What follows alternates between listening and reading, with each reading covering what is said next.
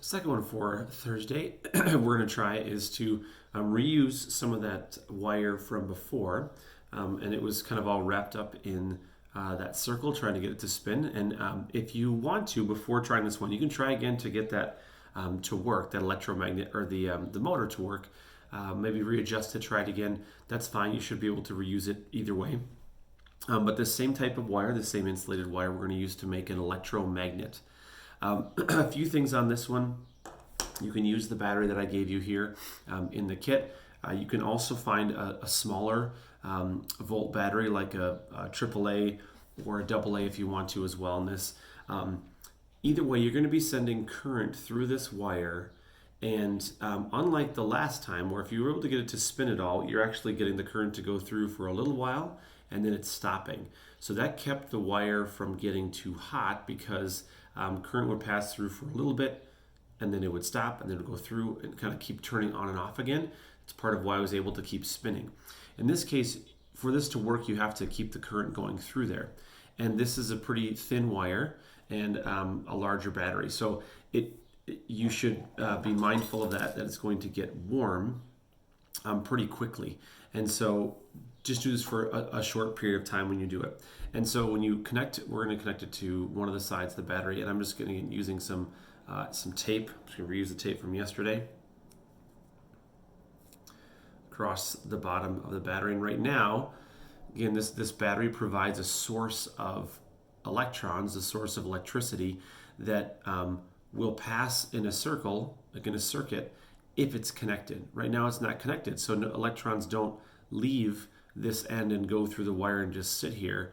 There's nowhere for them to go, so there's not any current. So think of like the current in a flow of water. But once I connect this to their side, which I'm not going to right now, it's going to send a current through there, and it's going to pretty quickly, with this thin of a wire, it's going to get warm. There's not much to resist the flow of those electrons, and they're just going to keep flowing.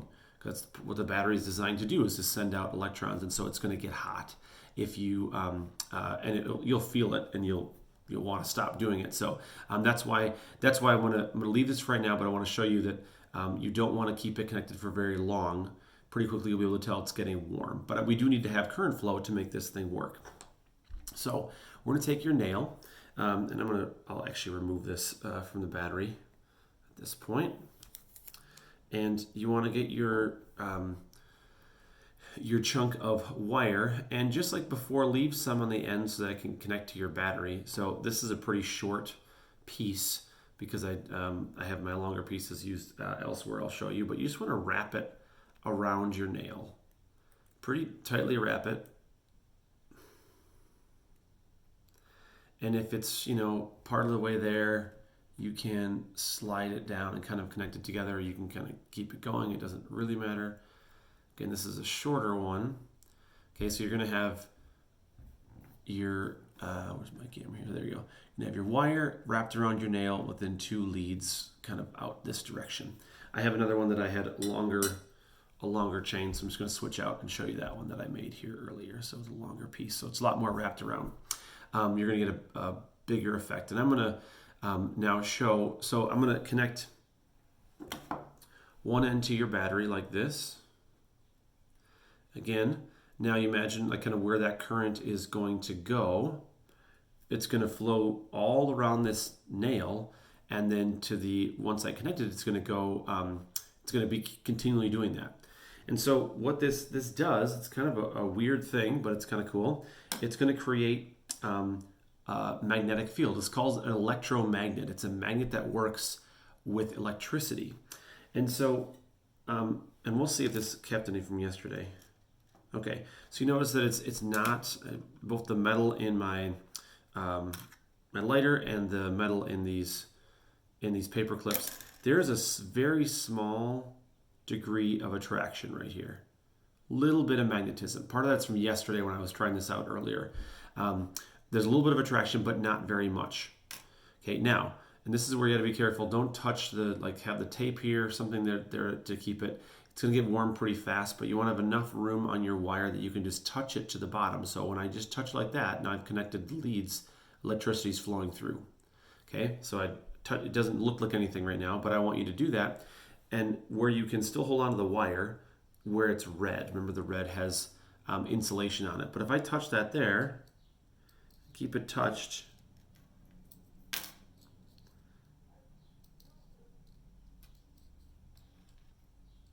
okay, it's now a magnet. If I let go, now they'll fall off. Now sometimes they might even stay on after you untouch the wire. So again, you'll tell right away. You can probably see a little bit of a spark sometimes when it touches because you're connecting that current. When current flowing through that wire, it's going to make this act like a magnet. So I can show with something larger. It's a little bit heavy, but you can see it starting to grab. So it's probably too heavy. Let's try to grab my other nail. Okay, and the longer I'm stopping it for a second because as I hold this is a pretty thin wire. Even the wire itself that's under the insulation, you can feel it's getting warmer. So you only want to touch it there for a little bits at a time because, again, it's going to provide a way for those electrons to go. It's going to heat up the wire. But as it does that, as the electricity flows around this piece of metal, it's going to turn this into a magnet. The other thing that's going to happen is that even if when I disconnect this, and you can actually feel this, don't connect it, don't keep it connected for very, very long. I can feel this is warm right here, this wire, because current was just flowing through it. Is that now there's a little bit of magnetism in, let's get my paper clip here. There's still a little bit of magnetism in this nail. It's not a ton, but there's enough that I've added some degree of magnetism to this permanently with no battery to this here. So you can also make things a bit more magnetic with that as well. One example, you can go ahead and look up plenty, maybe I'll find a link to it, but this is used in a giant example where they'll have big electromagnets that pick up pieces of scrap metal and they'll go over and they'll turn on the current and it will grab a bunch of metal and they'll lift it up over and they'll put it somewhere else and they'll turn off the current and it'll just fall down. So it's a very commonly used technique, and so we've created one here. If you want to have it be connected a little bit longer without it heating up, this is a wire that I did not include in the kit, but it's from an old broken Christmas tree light. There's tons of these wires in here, so it's a little bit of copper that has a lot more insulation. You can do the same kind of thing, wrap it around a nail or any piece of metal, and turn that into an electromagnet as well. So try it out. Again, be careful with the amount of time on here. Smaller battery might make it a little bit less warm. Don't keep it on there for very long, but try it out and see if you can get that magnetic property to work with electricity.